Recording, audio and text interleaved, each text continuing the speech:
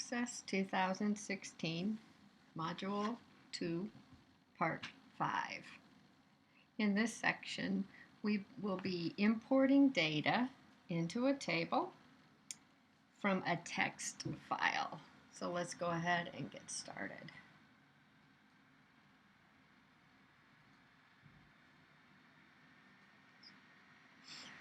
All right, you should have already created the owner table.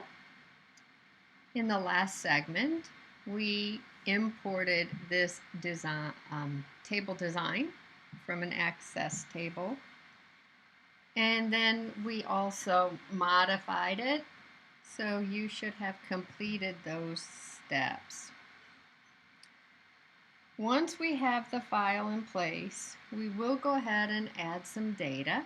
And like I said before, I think the reason they do it this way on our assignments is not because it's required to type data into the table before you can import into it, but it is a good way for us to check and make sure that our table is set up correctly. So our first field is the owner ID, so that's going to be 2310. We're going to add this record to have your first name and your last name, so go ahead and type those. And then you can type in any phone number that you want, or you can use the information in the text, which is on page AC94.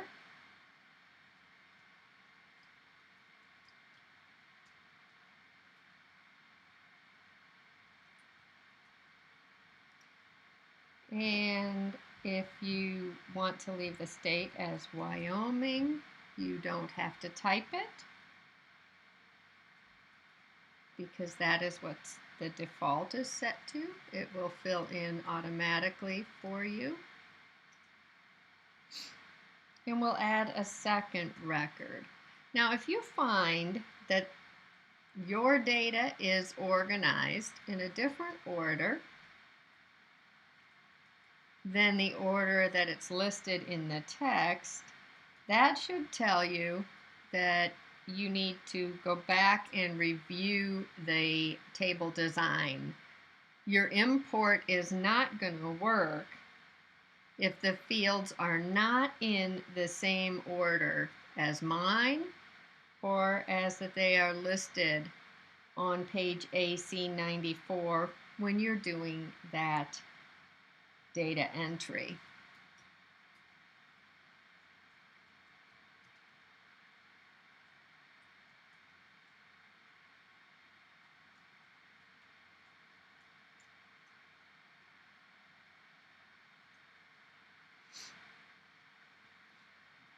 Now we might want to resize some of our fields. So if we just do a best fit on each column, then it will resize our fields appropriately based on the data that is in each column.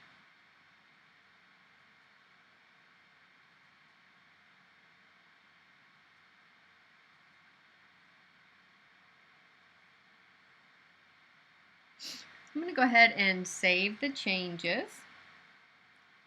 That, remember, is not saving the data, but it is saving the changes in the column width. I'll go ahead and save. And then I'm going to close the table. The next thing I want to do is I want to actually do the import. So again, that's going to be found on our External Data tab. We're importing from a text file. So you're going to go in the import group and you're going to choose text file. Now again, we have to browse to our file, and you're going to find this under the Q drive files that you downloaded. It would be under the Access 1 module folder. You're going to see owner.txt. So go ahead and choose that. and say open.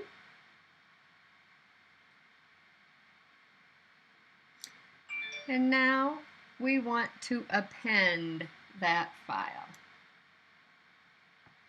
So when we click on the option to append it, the first table that shows up is the first one listed alphabetically. That is not the correct table, so you need to make sure you change that so that it will append into our owner table. Click OK. This is showing us what's inside the file. Now, what a delimited file means is that each field is separated by something such as a comma or a tab. You can see each of our fields is separated by commas.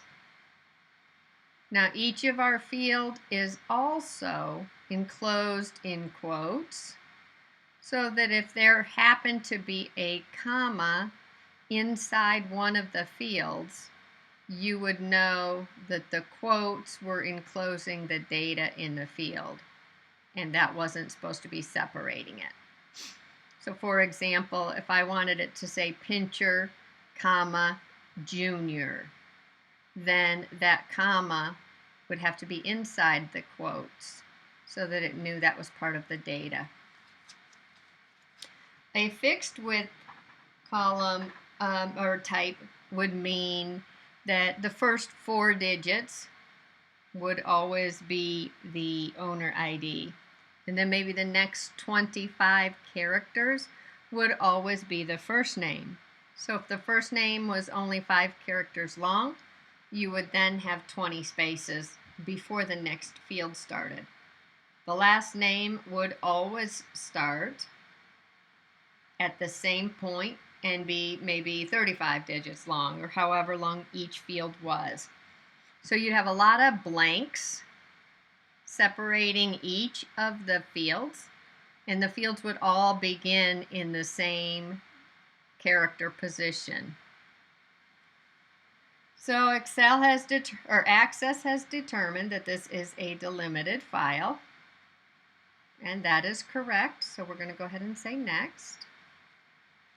Then they said, here it says the comma is the character that they feel is separating the fields, and that is correct, so we can leave that alone. And then it also tells us that the text fields were enclosed in quotes. You can see there's other options for that. And those are both correct, so we do not have to change either one of those. So we'll say next. We still want it to be called owner, so we will say finish. We're not going to save our import steps as we discussed before. That would only be done if you had to repeat this import multiple times. So we're going to close that. And when we open up our owner table, you can see that there are additional records now available within that table. You do not have to save if this is all you wanted. Once they're imported in, they are saved. However, I probably would want to resize these fields again because, as you notice, for example, address, some of them don't fit. Same way with city and email. And then you would want to save those changes. So I'm going to go ahead and close the owner table. And that concludes this part to our video series.